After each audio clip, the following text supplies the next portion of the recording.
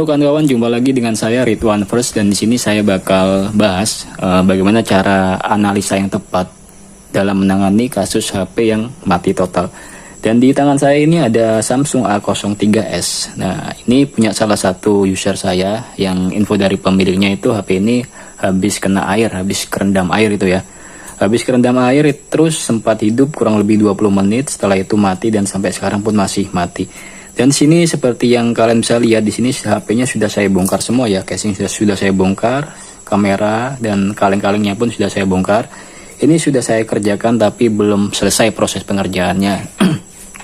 Tapi saya juga sudah menemukan di sini di mana letak penyakitnya, di mana letak biang keroknya.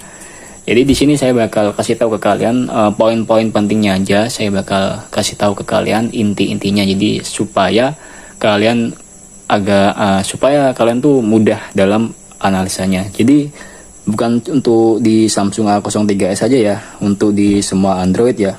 Karena untuk analisa kerusakan HP yang mati total itu dasarnya sama aja, dasarnya sama aja, hanya saja yang membedakan tuh cara kita pengembangannya seperti apa gitu. Jadi yang pertama kali kita harus lakukan ketika kita terima HP mati total itu jangan sekali-kali kita colok charger. Karena ketika kita colok cas atau smart USB dalam kondisi HP masih basah, itu justru akan memperluas kerusakan. Jadi yang pertama kita lakukan pembongkaran dulu, casing kita bongkar, semua kita lepas, soket semua kita lepas semua. Setelah itu kita blower, kita pastikan semua kering dulu, ya kan kawan ya. Dan langkah berikutnya setelah kita pastikan ini kering, nah ini kita lepas aja soketnya biar enak. Kita lepas dulu semua. Biar gampang, biar mudah. Oke, kita bisa singkirkan ini. Jadi setelah semua kering, nah kita bisa lakukan pengecekan konslet atau tidaknya HP yang mati total itu. Caranya kita seperti biasa, kita pakai analog aja ya. Kita pakai multitester analog aja supaya mudah. Dan kita di sini bisa arahkan dikali 10 ataupun dikali 1 juga nggak apa-apa. Mungkin untuk ini kalian sudah tahu ya. Sini saya cuma ngulangin aja, ini nggak apa-apa. Tapi buat yang mau menyimak silahkan disimak. Buat yang sudah tahu di skip pun nggak masalah. Kita arahkan kali 10, kita tes. Oke, hidup.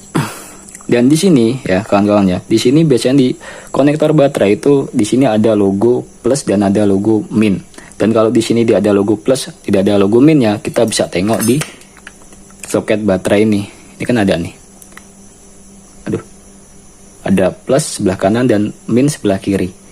Kalau plus sebelah kanan berarti di sini kita balik, plus sebelah kiri, minnya sebelah kanan. Langsung kita tempelkan aja kutub kutub positif, multitester ke positif, dan min kita tempelkan ke min juga. Kita lihat pergerakan jarum multitester ya.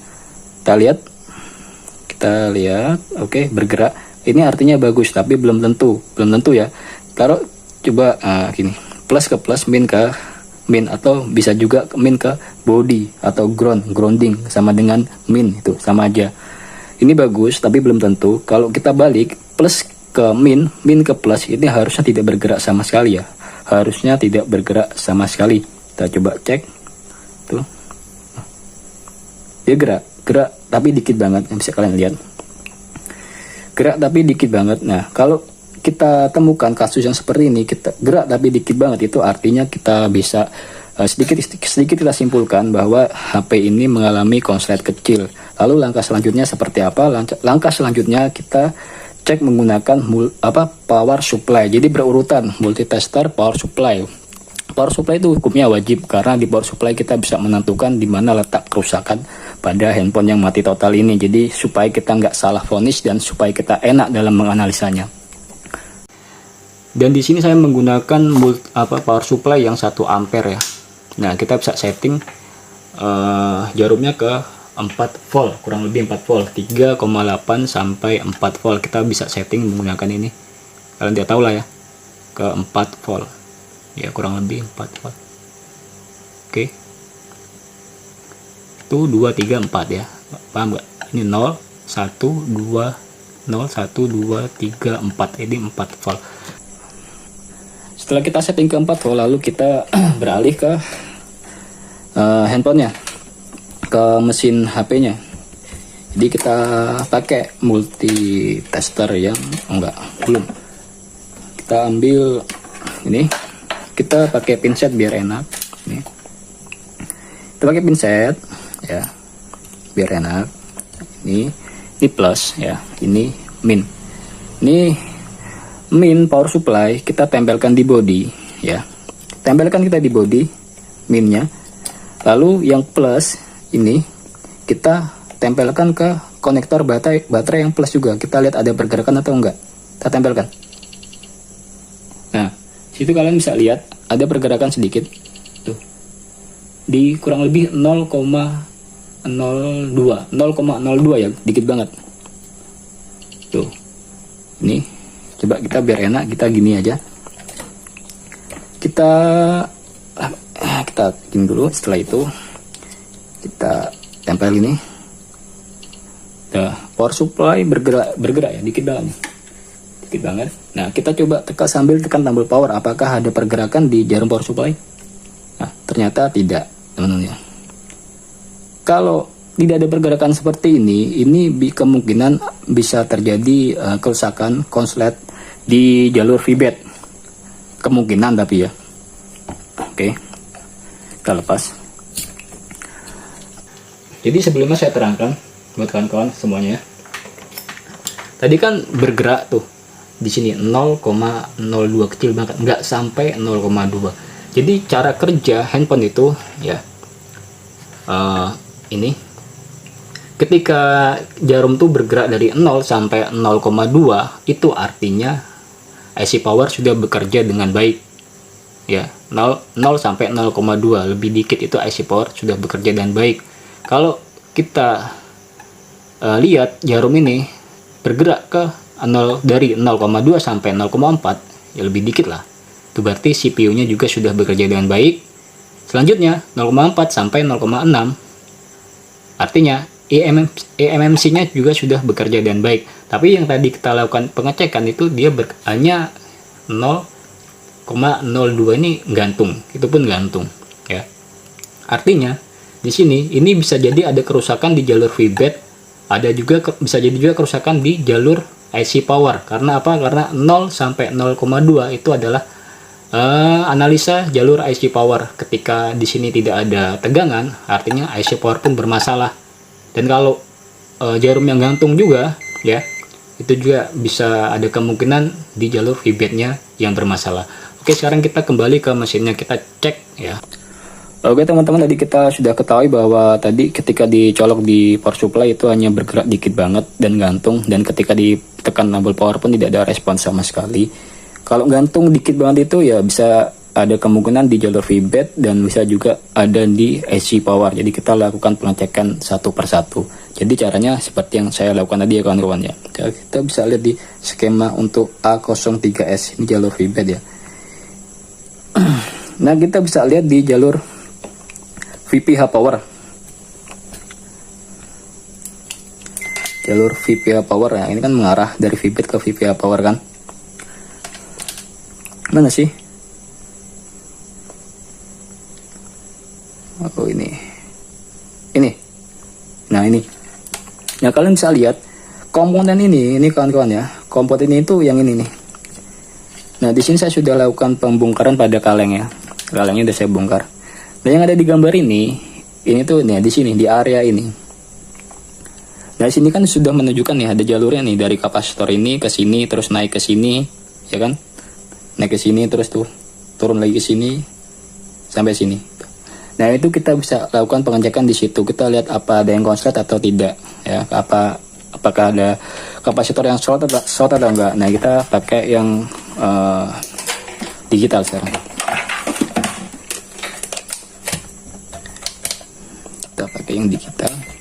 Buat kalian yang belum punya multitester digital, diusahakan supaya lebih enak, lebih mudah dalam analisa. Kita pakai ohm, terus kita pakai model buzzer yang ini dioda. Oke. Setelah itu kita bisa lihat di sini kan ada jalurnya, ya kan. Sekarang kita balik untuk pengecekannya. Untuk plus, kutub plus ini kita tempelkan ke ground, ke grounding.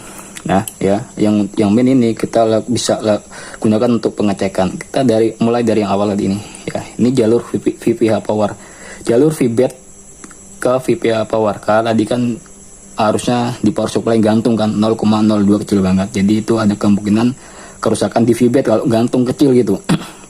Gantung kecil ada kerusakan di VBAT kemungkinan, jadi kita cek mulai dari sini nih. Ini bagus ya. Terus naik ke sini ya, naik ke yang ini. Bagus. Setelah itu naik ke sini.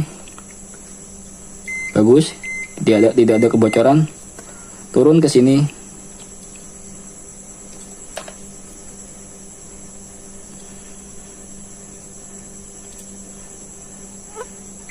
Ini bagus.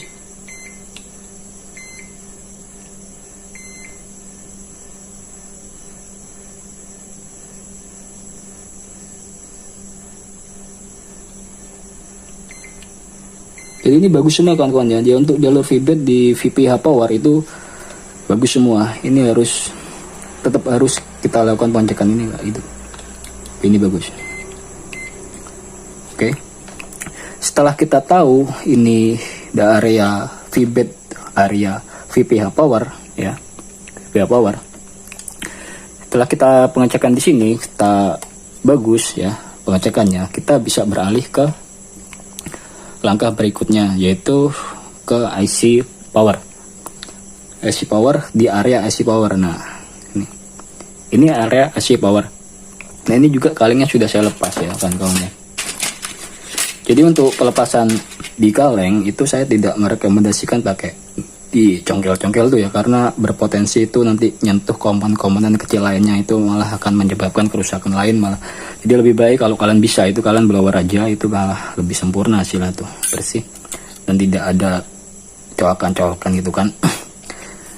Setelah kita dicek ini di jalur VBAT dan VPH power tidak ada masalah ya, lalu kita cek di IC power. Kenapa kita cek di IC power? Karena tadi di power supply kan menunjukkan jarumnya di 0,02 tuh gantung tuh.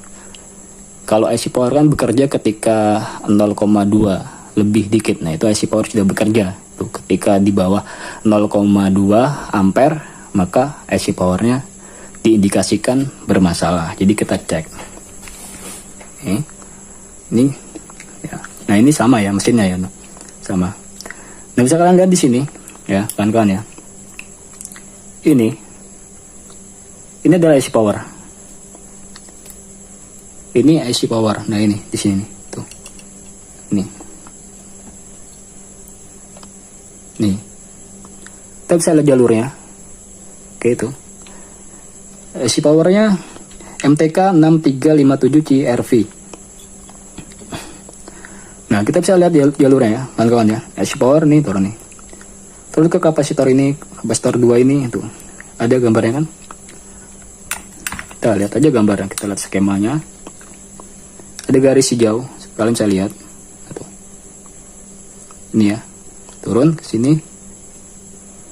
Nih. Sini sampai ke soket apa ini?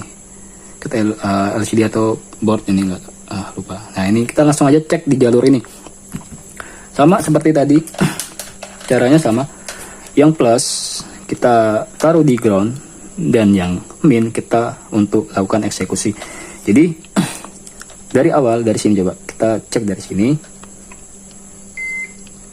Ini bagus. Terus ke yang ini ya, ini bagus. Nah, pokoknya di area ini, area di sekeliling area IC power, kita harus lakukan pengecekan secara menyeluruh, terutama di kapasitornya ya. Coba, ini bagus dia, bagus. Oh, enggak, bocor. Nah, ini short ya kawan-kawan ya. Tuh, kalau bisa lihat, tuh, ini short. Oh, dia short, nih, tuh, sama. Terus ini juga, jadi banyak banget. Nah, di sini kita udah temukan nih penyakitnya nih. Nah, ketika kita tahu ini short semua ya, ini short semua, konslet semua, apakah kita harus cabut semua gitu? Enggak, nggak begitu caranya. Nah, kita bisa menentukan mana yang rusak, kita copot satu persatu ya. Ini kita bisa lakukan pelepasan satu persatu mulai dari tadi. Ini sudah saya lepas ya kawan-kawannya. Ini saya ulangi, saya sebutkan poin-poin pentingnya saja supaya kalian bisa lebih gampang dalam analisa. Ini tadi sudah saya lepas kapasitor ini, saya lepas, saya angkat, terus saya cek lagi, ternyata masih konslet, saya pasang lagi. Terus saya yang kedua, saya lepas yang ini ya, saya lepas, saya angkat, ternyata masih konslet, saya cek, saya pasang lagi. Yang ini saya lepas, terus saya cek lagi, ternyata masih konslet. Semua ini semua sudah saya lepas, jalur ini sudah saya lepas semua, ternyata masih konslet. Dan kalau terjadi hal yang seperti itu, nah itu bisa dipastikan yang rusak adalah di bagian IC powernya. Nah, ini adalah biang keroknya yang menyebabkan HP ini mati total gitu. Jadi benar tadi dikonsumsi arus power supply kan, dia cuma menunjukkan jarumnya di 0,02 kecil banget. Itu artinya kan IC power tidak bekerja. Karena kalau IC power bekerja, saya ulangi, IC power bekerja dan baik itu ketika jarum power supply menunjukkan di angka 0,2. Nah, itu sudah bekerja. Nah, kalau di bawah itu IC power tidak bekerja. Dan tadi juga kan jarumnya gantung tuh, nggak mau balik lagi. Itu juga ada potensi kerusakan di jalur VBAT yang tadi, yang ini tadi ya kan, di area ini. Ternyata setelah kita cek di jalur VBAT, VPH power, ternyata aman, normal. Berarti nggak lain yang rusak, kerusakannya ada di IC power. Nah, ini belum jadi karena saya belum punya IC powernya untuk ini. Jadi rencana besok semua saya belikan. Dan ini diganti, kita angkat yang lama terus kita ganti dengan yang baru. Ini saya pastikan HP ini nyala kembali dengan normal. Jadi gitu ya kawan-kawan ya. Jadi untuk urutan analisa HP mati total, yang pertama saya ulangi, jangan kita langsung colok cas, tapi kita keringkan dulu. Setelah kering, baru kita cek di soket ini, kita tentukan ini apakah full konslet, sedikit konslet atau enggak konslet. Kita cek di sini tadi menggunakan multitester, bisa analog, bisa digital. Setelah kita cek di sini, maka kita bisa lakukan pengecekan yang kedua, yaitu di power supply. Nah, itu wajib juga, itu untuk menentukan di mana letak kerusakan pada handphone ini. Jadi kalau kita tanpa power supply, kita nggak bisa menentukan kerusakan pada HP yang mati total. Jadi power supply itu wajib hukumnya. Setelah kita tahu, kita curigai area-area yang rusak, kita lakukan pengecekan seperti tadi di area VBAT ya, kita urutkan, ternyata aman. Terus kita beralih ke IC power, ternyata IC powernya yang rusak. Jadi ini kalian bisa ganti aja ya, kalian ganti yang baru, saya yakin masalah selesai dan HP bisa nyala dengan normal. Jadi mungkin itu aja kawan-kawan ya. Jadi kita menghemat durasi. Kurang lebihnya saya mohon maaf, dan buat kalian semoga dengan video ini bisa menambah pengetahuan kalian. Dan buat kalian yang merasa video ini bermanfaat, silahkan like. Dan yang yang ada pertanyaan itu silahkan kalian bisa komen di kolom komentar. Nanti akan saya jawab sebisa saya. Dan yang belum subscribe silahkan subscribe supaya bisa melihat updatean terbaru dari saya. Oke, terima kasih.